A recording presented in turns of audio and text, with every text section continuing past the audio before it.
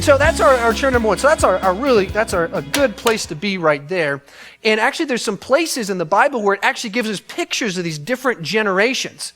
And you actually can see where it like lays out the story of kind of the different generations and how as the baton was passed, what ended up happening. And so for example, one example is of Joshua and his generation.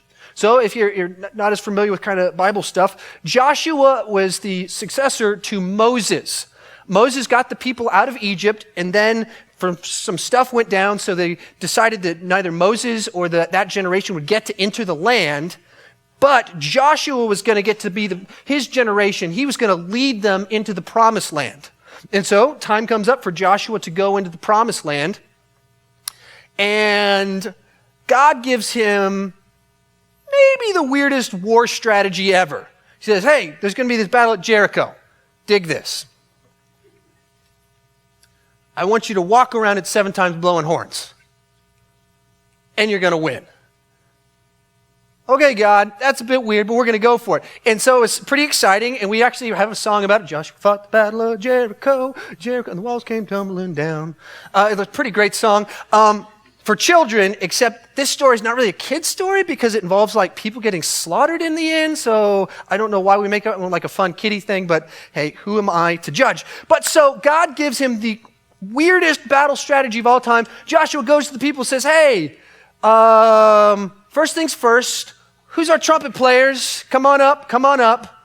And they went for it. That's the crazy, like if it was just Joshua, like God talked to him, that's cool. But everyone else went along with it, and the nation actually went with the blow the horn strategy because they actually trusted God. They were chair number one people. They were faithful in serving God, even in ways that seemed a bit peculiar to the outside person.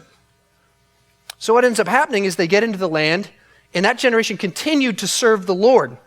It says in Judges chapter 2, the people served the Lord throughout the lifetime of Joshua. Continues on, and we're going to move to our next generation.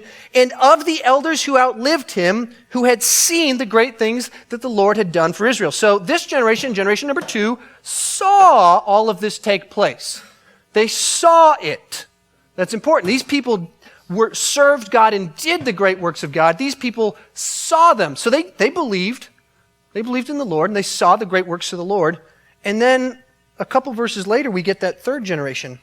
After that whole generation had been gathered to the ancestors, which means they died, another generation grew up, and this is where it gets weird, who knew neither the Lord nor what he had done.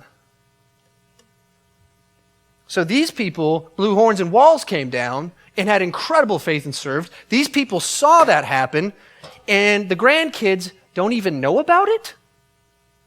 Like it said, they don't know the Lord, so they're not really believers, and they don't know of what God did. They don't even know the stories. So there's kind of 2 scenarios that kind of went down here. These people never told them, which if that's one of your stories that you can tell, like, yeah, your grandpa, walls came down because of horns. Of course you're going to tell the horns and walls story. You're going to tell that one like every week. Stop telling me the story. Like, of course they're going to hear that story a lot.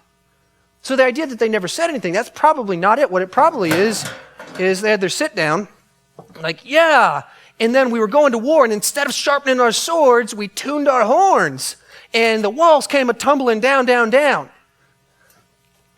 And little Junior hears the story and goes, are you kidding me? Seriously? Blew horns, walls came down? You saw that happen and you continue to live the way you're living? Because what I'm guessing what kind of happened is these people saw the great works of the Lord, but they didn't live it out. And so their kids hear them tell stories of these incredible things, incredible faith of all that God did. They hear the stories of all that, and then they saw their parents live a life that didn't reflect someone that had actually seen that happen. They didn't live a life that looked like they'd seen incredible, mighty acts of God, and so it just sounded ridiculous to them.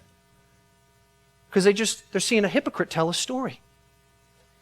See, there's something really powerful about the way a generation lives their life. Because if you live out an life of faith, you have incredible impact on your kids. But when you just tell of the great works of God and you never live a life of faith, that confuses your kids. It causes conflict and compromise. See, the second chair is the chair of compromise. They believe in God. They do some good stuff on Sundays. They act the Christian life. They don't live the Christian life. They pretend to be the good Christian. They don't be the good Christian. It's probably not good English. So they're trying to pretend like they're this person, and this person sees the way they are the rest of the week, and they're like, nope, that's not real. That's not who you really are. Not digging it, nope. And it causes conflict in these people because they just see the hypocrisy of it all.